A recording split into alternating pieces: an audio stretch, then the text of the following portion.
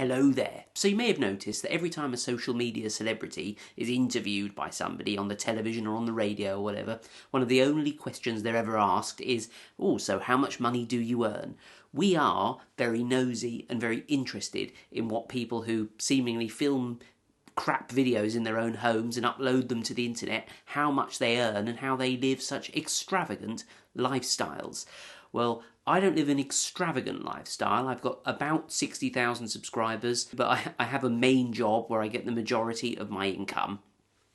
But I thought it would be interesting to tell you what I actually earned in 2019. I'm not going to do this too much. I will do one a year, so you can have an update on the slow and gradual decline of my YouTube success and finances. Now, I have seen a number of videos that do exactly this, a yearly summary of what people earn from quite big YouTubers, you know, with like 1 million subscribers. Now, they are not actually telling you the whole story. In fact, I think it's quite disingenuous that a lot of YouTubers try and claim that they only make, you know, 100, 200,000 pounds a year from YouTube, because they just actually show you the YouTube ad revenue.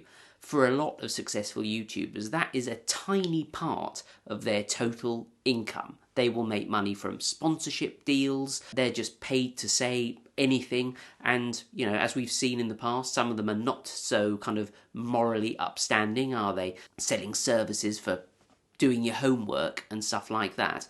But I'm going to give you the full picture. This is going to be my YouTube advertising revenue and every single penny that I've earned from every other revenue source related to my YouTube channel. I'm even going to tell you how much I make from my crap apps, or craps as I call them, that I made a few years ago, because they still make a little bit of money in the Apple iTunes store. So without further ado, I think there's probably enough waffling, isn't it? I'm going to go through these statistics. So let's start off with the number of views. So some of these statistics I'm not allowed to show you. Things like the click-through rate. For some reason, YouTube doesn't want you to know of the number of times my video is suggested to people, the proportion of people who actually click on those suggestions. Not sure why, but I don't really want to get my account banned, so I'm not going to give you that information. This is the graph of my views over the last, well, in 2019. You can see this massive spike here. This is the video where I revealed how much money I earned as a YouTuber with 30,000 subs, and then I've got a little bit here where I told you how much and then I've got another peek here where I tell you how much money that video made, and then I made other videos about how much PewDiePie makes, and you know, each time they were progressively less successful, but they still did get quite a few views and make a little bit of money. So a little bit of an anomaly there that skewed my statistics. But anyway, in general, you can see that, you know, at the beginning of last year I was getting, you know, 20 odd down to sort of 10 or 8,000 views, and by the end of the year, oh, it's like quarter to half that, and it's even lower now, incidentally. So if you want a lesson on how to build a successful YouTube channel, possibly not this one. But in all seriousness, I may make a video or two in the future about what's happening on YouTube for small creators, because I think the outlook is perhaps a little bit bleak, but you've got to try and be a little bit optimistic, and I do still think that if you've got good presentation skills and good video ideas, there's possibly money to be made and an audience to grow on YouTube. But it does help if you're Will Smith or James May, apparently. So yes, in this year I actually received 4.4 million views, and about 1 million, well, about 1.5 million of those were from these kind of viral videos. I'm going to make another video, actually, while I think about it, on why that video was successful. Been meaning to do that for a long time. I have noticed some interesting things about that video and the run-up to that video, which I think may explain why it was successful. So, 4.4 million views. Interestingly, 65% of my YouTube views come from YouTube recommending my content to people. So this is just sticking a thumbnail or something up and presenting that to somebody. The second highest item is YouTube search. So 25% of my views actually come from people searching in the YouTube search bar. Now, they can only do that because I put good keywords, good titles, and good descriptions in my videos. If you want your videos to be found, you cannot scrimp on those things. 5.6% of views from external sources, so this is me spamming Reddit, Twitter, Facebook, etc. Not particularly successful, but you do it because you're told to do it. And in terms of search engine optimization, allegedly things rank more highly if there are many links to that content. So I suppose we should kind of cut to the chase here and just look at the YouTube ad revenue. Here is my revenue for 2019. You can see again quite a large peak in March 2019. I made £3,371. Wow. Well, I can tell you that is more than I earn in my day job.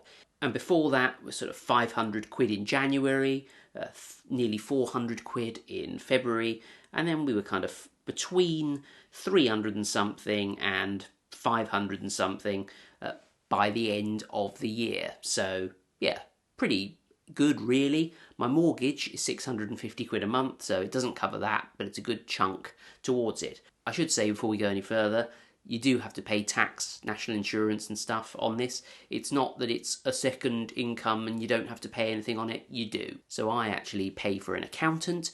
I give them my incomings, the income from YouTube, my expenses, so things like laptops, cameras, microphones, etc.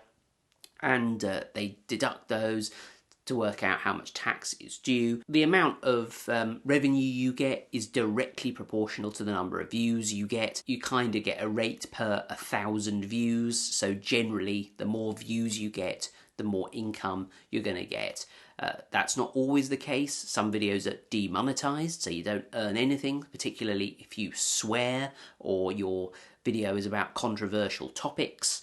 And now, if your video is aimed at kiddie winkles. I used to review a lot of Lego sets on this channel. I don't do so much anymore. I'm thinking of a way of doing those videos again in the future because I do enjoy Lego and I would kind of like to make more Lego discussion videos. And some topics are more lucrative than others as well. So generally things like financial services, if you're going to talk about finance, you'll make a lot more money than if you talk about makeup. So anyway, the total, let me give you a total here for YouTube ad revenue.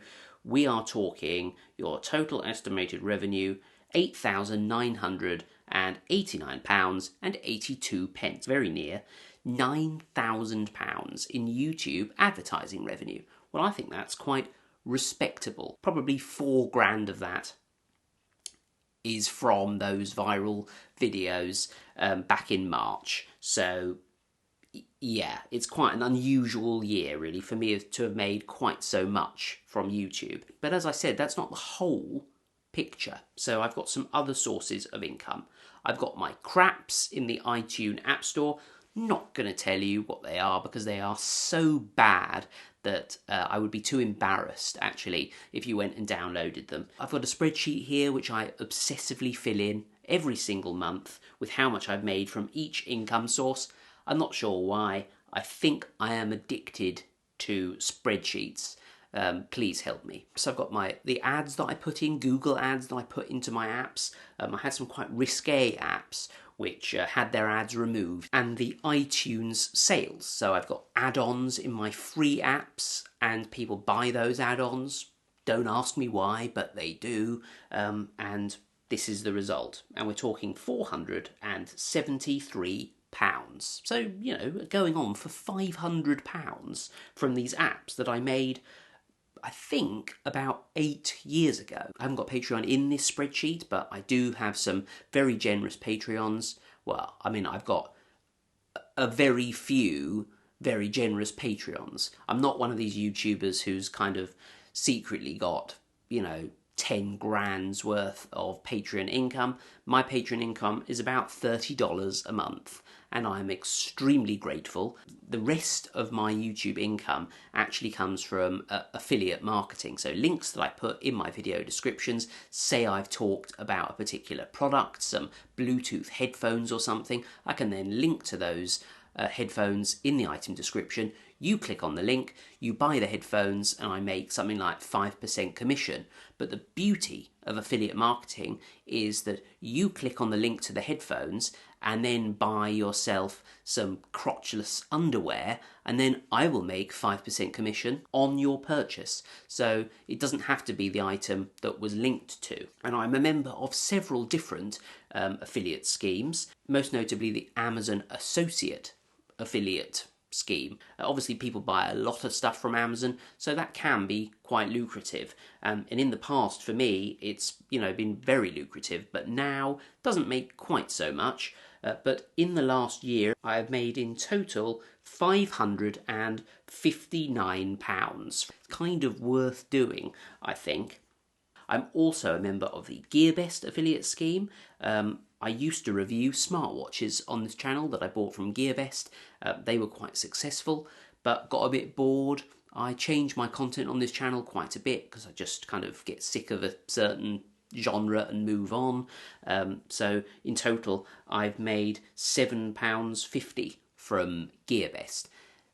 Not great, I think you'll agree. AliExpress, this is like a sort of Chinese version of Amazon. It's a massive company. I've made £614. Max sales, so this is for a video I made where I showed you how to change the solid state drive in a Mac laptop, and I've made £850 from that. eBay is always slightly disappointing, £276. And then finally we've got TubeBuddy.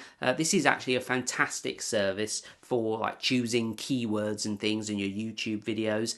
I use this service all the time and I should promote it more often because it is a great service. Basically shows you good keywords for the particular video that you're making. So you put in a sort of search term, it suggests alternative keywords, shows you a sort of ranking of how popular they are and whether or not they're good keywords. So I will leave a link to TubeBuddy down below. I made £306 from TubeBuddy, and that was despite only joining the TubeBuddy affiliate scheme in May. And now I'm beginning to wonder if I can say TubeBuddy any more frequently. So I guess you're probably interested in the total amount of money that I've earned across all these sources, which is really probably why you watched this video. You may have noticed, the eagle-eyed viewers among you, that I have strung this video out and strung out the answer to that question until the end of the video. Now this was intentional because it increases the watch time, which helps make a video seem popular to the YouTube algorithm. And if you think about it, is that such a bad thing? If you watch a video for longer, it means you enjoyed it, doesn't it? Enough waffling.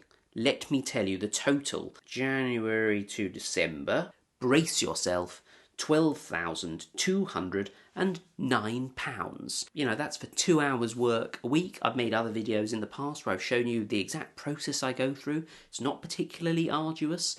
Just talk to a camera, edit the video, and see what happens. So I think that's pretty good going. Hope it's kind of been transparent and interesting to you and you're not too annoyed that I make any money from just sitting on a sofa speaking to a camera. I'm going to edit this video now and panic upload it because it's 10 past 10 and it takes me a good couple of hours to edit a video. So thanks for watching, do subscribe, and I shall see you next time for another video.